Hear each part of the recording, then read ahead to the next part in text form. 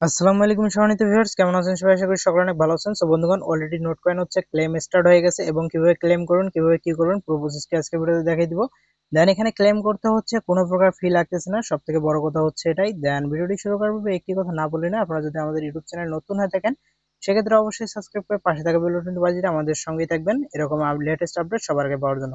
So প্রথমে আপনারা কি করবেন, নোট কয়েন বোর্ডটারে ওপেন করবেন। ওপেন করার পর এখানে দেখেন এই যে ক্লেম যে অপশনটা আছে, ক্লেম অপশনটার মধ্যে একটা ক্লিক করে দিবেন।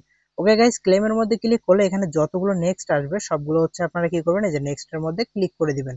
ওকে, আমি সবগুলো হচ্ছে নেক্সট করার পর তারপর এরকম ইন্টারফেস আপনাদের সামনে চলে আসবে। এখানে দেখেন এই যে এক্সচেঞ্জ যে লেখাটা আছে, যে 2 নম্বর অপশনটা, এটার মধ্যে সিলেক্ট করবেন। সিলেক্ট করার পর নিচের দিকে দেখেন এই যে কন্টিনিউ যে আছে, কন্টিনিউ এর মধ্যে ক্লিক করবেন। ক্লিক করার পর এরকম ইন্টারফেস আসবে। এখানে আপনারা কোন এক্সচেঞ্জারে নিতে চান, আমি বলবো সরাসরি এক্সচেঞ্জারে নিবেন, কারণ টেলিগ্রাম ওয়ালেটে নিলে ওখানে আবার কেওয়াইসি করতে হবে, মানে অনেক ঝামেলা। সে কারণে বলতেছি সরাসরি এক্সচেঞ্জারে নিবেন।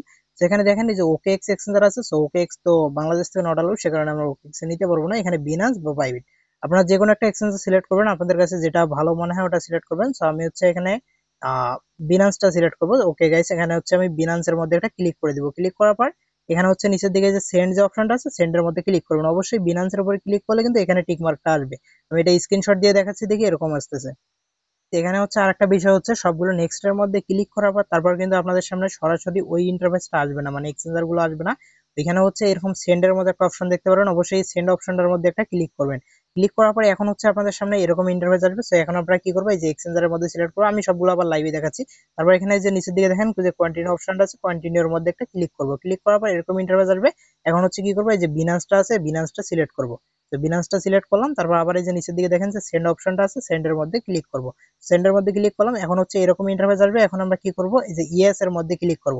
ইয়েস আই হ্যাভ ইট, মানে আমাদের অলরেডি বিনান্স অ্যাকাউন্ট আছে। এখন আমরা কি করব, এখানে ডিপোজিট অ্যাড্রেস দিতে বলতেছে, নিচের দিকে মিমি ট্যাগ। সো এই দুইটা আমরা হচ্ছে বিনান্স অ্যাকাউন্ট থেকে নিয়ে আসবো। কিভাবে নিয়ে আসবেন আমি আপনাদের দেখাই দিচ্ছি। বিনান্স ওপেন করে বিনান্স অ্যাকাউন্টের মধ্যে চলে আসলাম। আসার পর এখানে যে ডিপোজিট যে অপশনটা আছে, ডিপোজিটের মধ্যে আমরা ক্লিক করব।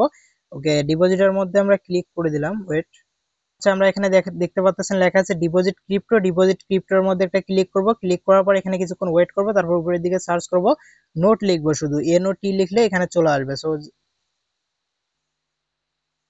ওকে গাইজ, দেখতে পাচ্ছেন এখানে নোট কয়েনটা কিন্তু চলে আসছে। এই যে উপরের দিকে দেখেন নোট কয়েন চলে আসছে। তো এখানের মধ্যে আমরা ক্লিক করব। ক্লিক করার পর এখানে হচ্ছে নেটওয়ার্ক সিলেক্ট করব। টোন কয়েন দেখতে পাচ্ছেন এখানে নেটওয়ার্ক আছে, টোন কয়েন।